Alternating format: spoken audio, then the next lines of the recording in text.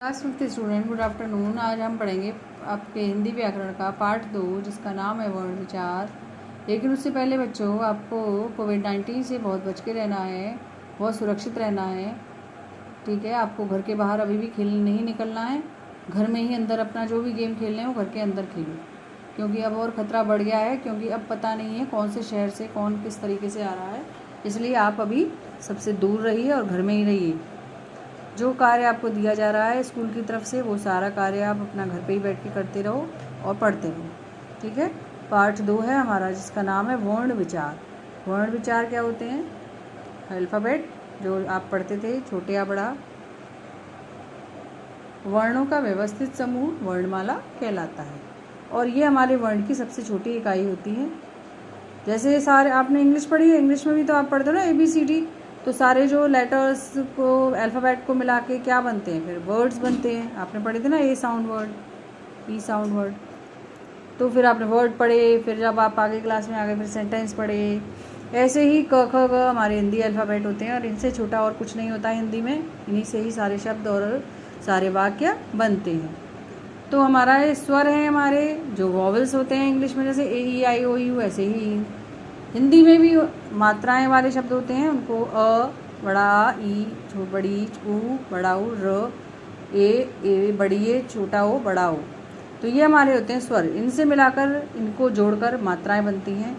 आयोग व अंग और अनुनासिक होता है चंद्रबिंदु। अ पर जो चंद्रबिंदु है वो है अनुनासिक। अतिरिक्त व्यंजन होते हैं ड और ड, जो यदि ये बिंदी ना हो तो डा डमरू है, ये बिंदी ना हो तो ढा ढक्कन है। लेकिन इनके नीचे बिंदी लग जाती है, तो इन वाले व्यंजनों का प्रयोग हम अक्षर के बीच में करते हैं, जैसे पढ़ना या कढ़ाई, लड़ाई।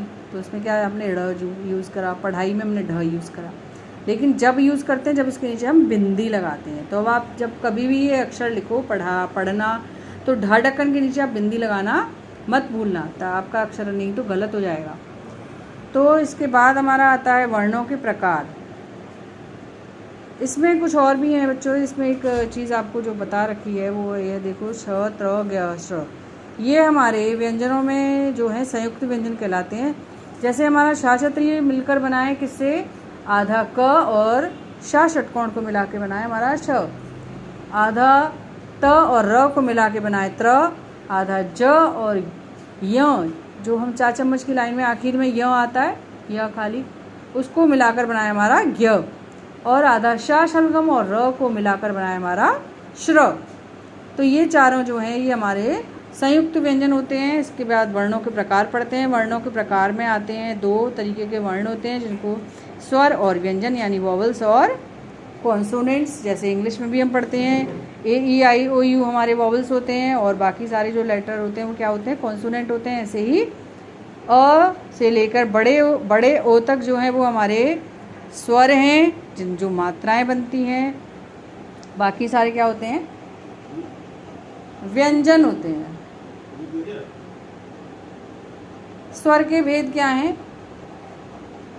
स्वरों का प्रयोग 2 तरह से किया जाता है। अपने मूल रूप में अ, आ, ई, और मतलब इनसे हम कोई भी अक्षर भी बना सकते हैं। जैसे अ से भी अनार होता है, लेकिन ये हर व्यंजन के पीछे जुड़ जाता है, तभी ये पूरा एक अक्षर बनता है। जैसे मैंने बोला क, तो जब तक इसके पीछे अ की ध्वनि नहीं आएगी तो ये पूरा नहीं होगा।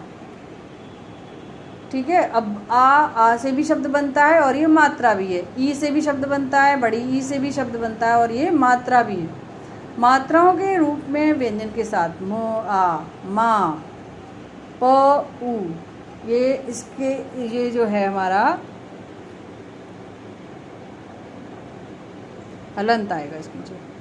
तो इसमें मैंने प में उ जोड़ दिया तो बन गया पो।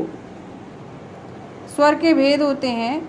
उच्चारण में लगने वाला समय के आधार पर स्वर 3 प्रकार के होते हैं। उच्चारण करने में हमें किस स्वर को उच्चारित करने में कितना समय लग रहा है, उसके अनुसार 3 तरीके के स्वर होते हैं, ह्रस्व, दीर्घ, प्लुत। ठीक है, तो अभी आप यहीं तक पढ़िए।